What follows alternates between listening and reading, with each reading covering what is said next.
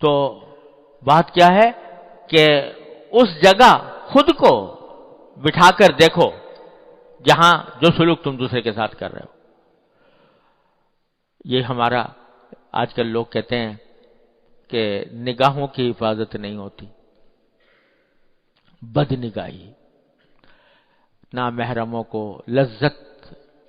کی غرض سے لذت حاصل کرنے کے لیے دیکھنا ایک بلا ہے جس میں جو پھیلی ہوئی ہے چاروں طرف. اس کے بارے میں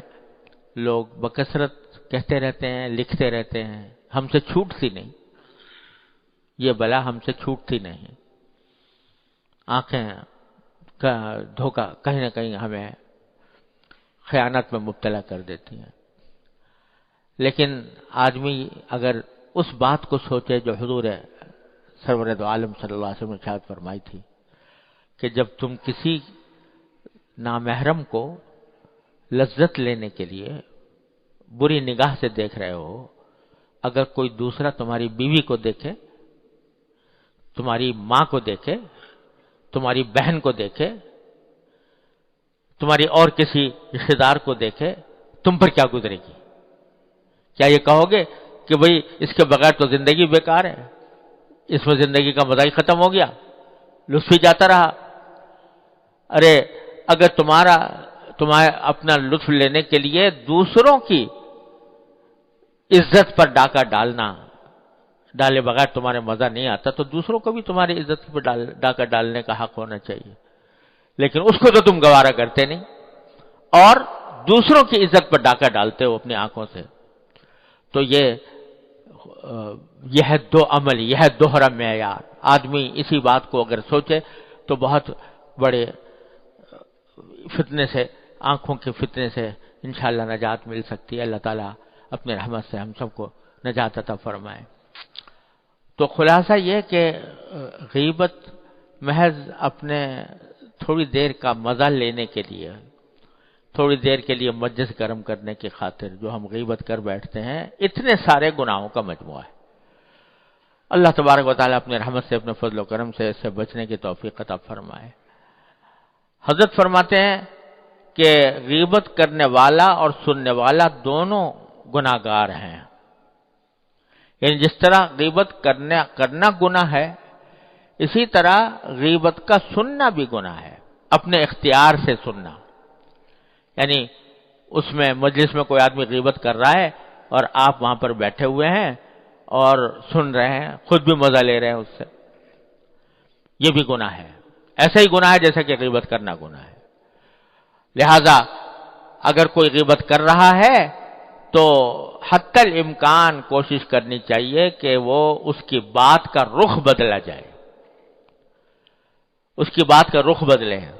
کوئی اور موضوع چھیڑ دیں، اس کو روک دیں، ٹوک دیں. اگر ٹوکنے کی طاقت نہیں ہے تو کوئی ایسا موضوع چھیڑ دیں جس سے اس کا رخ بات کا بدل جائے. اور پھر بھی اگر نہ ہو تو اٹھ جائیں وہاں سے اس مجلس میں نہ بیٹھیں. کیونکہ غیبت کا جس طرح کرنا گناہ، اسی طرح سننا بھی گناہ. کوئی جب تک کہ بہت کوئی شدید مجبوری لاحق نہ ہو جائے تو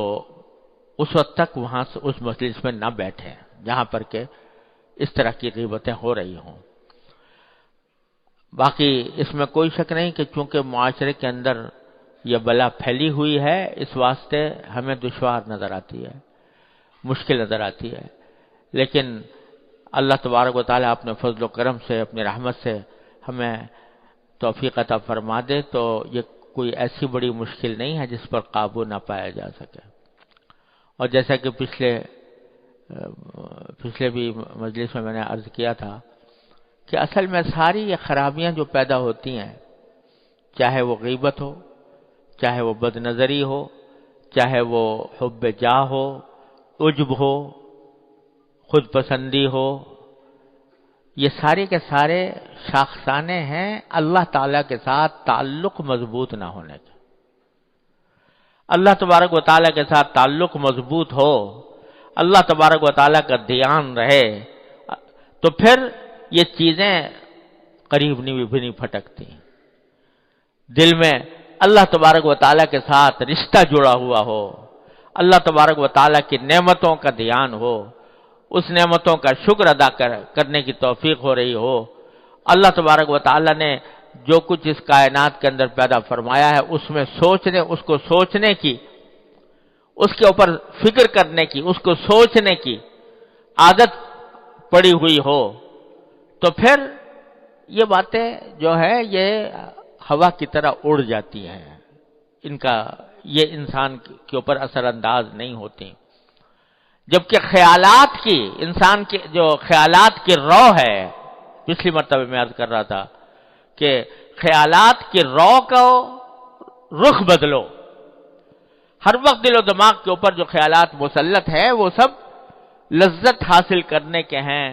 راحت حاصل کرنے کے ہیں، دنیا کے منافع حاصل کرنے کے ہیں، ان سے اپنے خیال کو اس طرف سے ہٹا کر اللہ تبارک و تعالیٰ کی طرف، اللہ تعالیٰ کے حاکمیت کی طرف، اس کی خالقیت کی طرف، اس کے انعامات کی طرف، اس کی نعمتوں کی طرف، اس کی طرف دھیان کو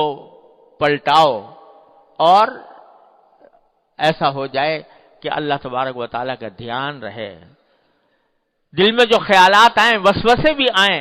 تو اللہ تبارک و تعالیٰ کی عظمت کے، اس کی محبت کے، اس کے انعامات کے وسوسے آئیں۔ اللہم اجعل وساوس قلبی خشیتک و ذکرک